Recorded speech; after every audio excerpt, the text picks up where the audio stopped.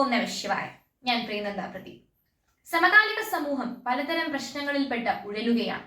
യുവജനത പല ദുസ്വാധീനങ്ങളുടെയും കരാളഹസ്തങ്ങളിൽ അകപ്പെട്ടുകൊണ്ടിരിക്കുകയാണ്. നമ്മുടെ മനസ്സിനെ പിന്നോട്ടടിക്കുന്ന എല്ലാത്തരം സമസ്യകൾക്കുമുള്ള ഉത്തമ ഔഷധമാണ് ഭഗവത്ഗീത. വളർന്നു വരുന്ന കുട്ടികൾക്ക്, യുവജനതയ്ക്ക് ഭഗവത്ഗീത കൂടുതൽ പരിചിതമാക്കുന്നതിന് വേണ്ടി Mata Amritanandamayi മഠത്തിന്റെ യുവസംഘടനയായ awaken youth unite four ധർമ്മ എന്ന ആയുധിന്റെ ഗീതാ ചലഞ്ചിൽ പത്തനംതിട്ട അമൃത വിദ്യാലയത്തിലെ വിദ്യാർത്ഥിനിയായ ഞാനും ഒരു ഗീതാശ്ലോകം ചൊല്ലി വ്യാഖ്യാനിച്ചുകൊണ്ട് ഭാഗമാവുകയാണ്.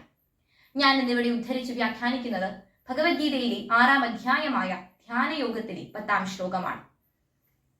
യോഗി യുഞ്ജീത സതതം ആത്മാനം രഹസി സ്ഥിതഃ ഏകാകീയത ചിത്താത്മാ നിരാശീര പരിഗ്രഹഃ.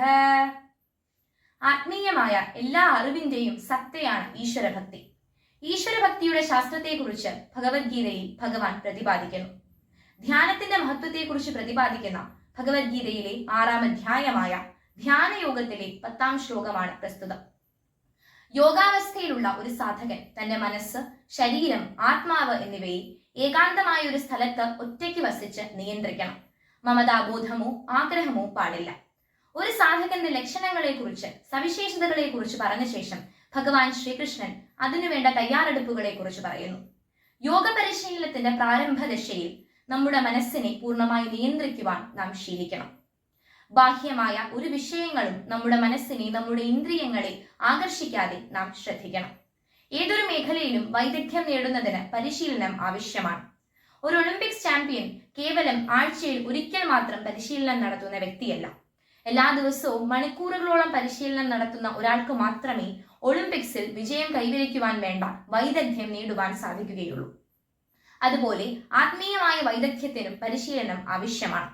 നമ്മുടെ മനസ്സിനെ ഈശ്വരനിലേക്ക് ഉയർത്തുവാൻ വേണ്ടി എല്ലാ ദിവസവും കുറച്ചു സമയം നാം ലൗകികമായ പരിസ്ഥിതികളിൽ നിന്നും മാറി നിന്ന് ഏകാന്തമായ സാധനയ്ക്ക് വേണ്ടി മാറ്റിവെക്കണം. അങ്ങനെ ഏകാന്തമായ സാധന ചെയ്യുന്നത് നമ്മെ ഈശ്വരനിലേക്ക് ഉയരുവാൻ, നമ്മുടെ മനസ്സിനെ ഈശ്വരനിലേക്ക് ഉയരുവാൻ നമ്മെ സഹായിക്കുന്നു. ഈശ്വരനുമായി അടുപ്പം കൈവരിച്ച ഒരു സാധകന് ബാഹ്യമായ വിഷയങ്ങൾക്ക് മധ്യത്തിലും സ്വന്തം മനസ്സിനെ ഏകാഗ്രമാക്കുവാൻ സാധിക്കും എന്ന സന്ദേശമാണ് ഈ ശ്ലോകം നമുക്ക് നൽകുന്നത്. ഓം നമഃ ശിവായ.